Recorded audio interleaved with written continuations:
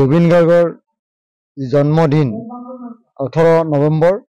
আমি এই অনুষ্ঠান আজি আৰু কাইলৈ এই দুদিনীয়া কাৰ্যসূচীৰে আৰম্ভ কৰিছোঁ। জুবিন গাৰ্গৰ এই জন্মদিনৰ উপলক্ষে আজি আমাৰ ইছলামিক ধৰ্ম শাস্ত্ৰ মতে জুবিনৰ বিদেহী আত্মাৰ কাৰণে দোৱা মেহফিল লগতে আমাৰ ভাগৱত পাঠ সম্পন্ন কৰা হৈছে। আৰু কিছু পিছতে অসম মন্দিৰ লাইব্ৰেৰীৰ এই মজিয়াত আমাৰ জুবিন গাৰ্গৰ কাৰণে যি শ্ৰদ্ধাঞ্জলি অনুষ্ঠানৰ আয়োজন কৰিছোঁ, এই প্ৰেক্ষাগৃহতে আৰু কিছু পিছতে থিয় নাম আৰম্ভ হ'ব, অনুষ্ঠিত হ'ব। কাইলৈ আকৌ দ্বিতীয় দিনৰ কাৰ্যসূচী আমাৰ জুবিন গাৰ্গৰ ওপৰত স্মৃতিচাৰণ সভা অনুষ্ঠানকে ধৰি জুবিনৰ লগত জড়িত থকা গুৱাহাটীৰ শিল্পী একাংশক আমি আমন্ত্ৰণ কৰিছোঁ।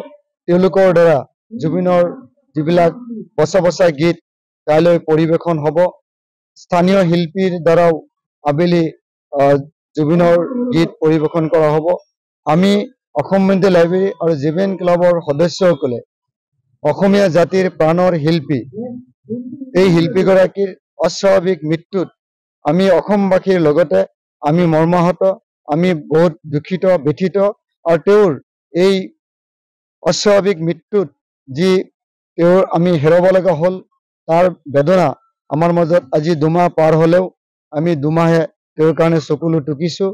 অসম মন্দিৰ লাইব্ৰেৰী তথা জেভিএন ক্লাবৰ যৌথ উদ্যোগত আমি জুবিনদাৰ জন্মবাৰ্ষিকী উদযাপন কৰিবলৈ ওলাইছোঁ। আজি প্ৰথম দিন। আজিৰ দিনত আমি বৃক্ষৰোপণৰ পৰা আৰম্ভ কৰি জুবিনদাই যিমানখিনি কৰ্ম কৰিছিলে সেই কৰ্মৰাজিৰ ওপৰত ভিত্তি কৰি আমি যিখন কাৰ্যসূচী বনাইছিলোঁ, সেই কাৰ্যসূচী মতে আজি বিভিন্ন দুখীয়া মেধা ছাত্ৰ, তাৰপিছত আমাৰ বৃক্ষৰোপণ, থিয়া নাম, ভাগৱত পাঠ, আপোনাৰ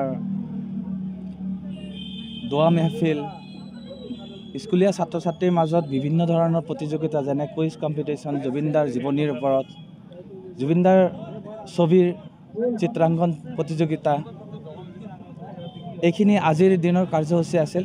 আৰু অহাকালি আমি বিভিন্ন, আপোনালোকে জানে যে বহৰী অঞ্চলখন বিভিন্ন জাতি জনগোষ্ঠী ধৰ্মীয় মানুহৰ এটা মিলা প্ৰীতিৰ অঞ্চল।